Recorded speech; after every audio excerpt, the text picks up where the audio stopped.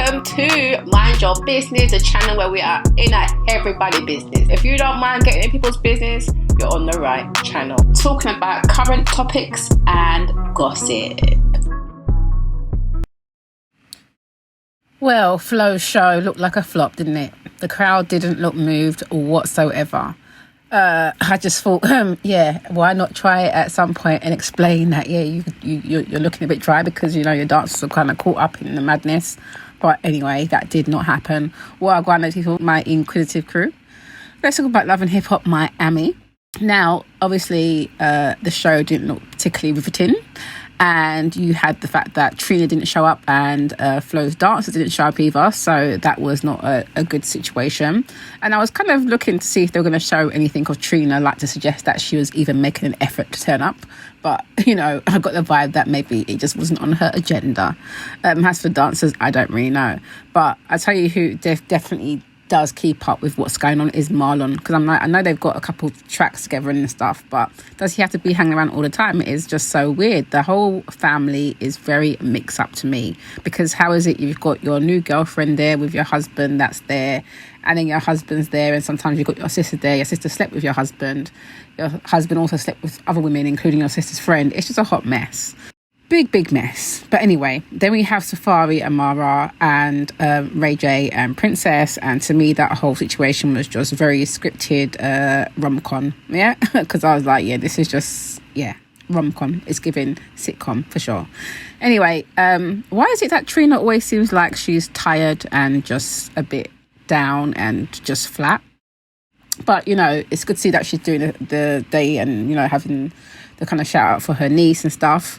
But obviously I know she's going to make Trina Day, but then there was no reference to the fact that she missed out on Flo's show. So I'm like, was she supposed to do that show or not? Or did she just decide that she weren't going to go? These twins, why do they keep popping up? Because they seem very delusional. I'm like, I get you trying to, show some talent, but you're just going about it the wrong way, I'm looking at this thinking, is this just like a skit? If they use these girls just to be like, use them as a skit, like, is it a case of let's just showing people this is not the way to do it, to me anyway?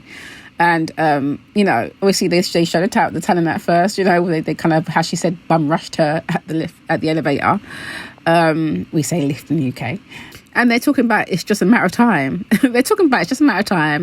Before her people reach out to them and she's done really good and all this kind of stuff. I'm like, wasn't you just in the studio with Tricks people messing up, like, and not even knowing how to put lyrics down? You're talking about you want to be on this new Queen's Complete album. I'm like, well, at least you guys have got a bit of drive, but you need to use that drive for a little bit better. Anyway, they pop up on her at the barbecue. It doesn't go very well. Trina wasn't in the mood and she was not very pleasant. Now, Flo deciding to introduce her girlfriend to her mum, we know it's going to be a big madness, but her mum's obsession with Marlon is just ridiculous. How is it that you don't seem to care that this man has hurt your daughter, has slept with two of your daughters, and is just disrespecting your daughter? It's great that he's a good father, that's all well and good, but I find it really, really crazy and sad to see that she doesn't really support her daughter. She's sitting there saying Marlon to the point where I thought, are you trying to hypnotize a girl? Like, what is this all about? It is absolutely crazy. And speaking of crazy, now Sukihana, she switched up on Super Cindy during the interview, over this whole rebrand situation. Now, I've spoken on this before. I do think it's a bit delusional, because you have to know that basically, you are coming with your song, Cosamigo, which is a nice song. That's all good. I said that before. But you still have your other songs. You still have the behaviour that you're exhibiting. So you need to just be comfortable in what you're doing. That's what I feel like. I don't understand how you feel like this little one-song rebrand was going to mean that there's no questions for you. That's what journalists do, innit? I feel like Cindy's doing what journalists do. They're going to ask you the hard questions. But because you're saying people are not accepting Sukihana, I feel like, no, it's actually you not accepting yourself, because it shouldn't be getting to you to the point where you're kind of getting so upset. Because if you're so upset by it, the question is therefore, why are you still doing it? You've got to be putting out stuff that you actually can stand on, or don't put it out.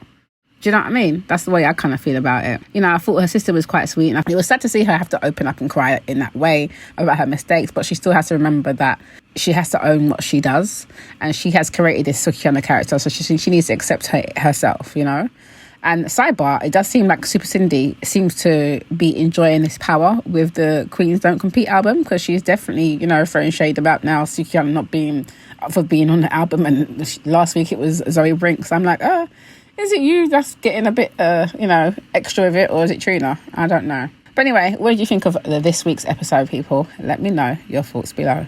Yes, so thanks for watching that. Don't forget to subscribe, like, comment, share, and hit that notification bell so you know when I am uploading some more of people's business. So until then, my nosy people, stay blessed.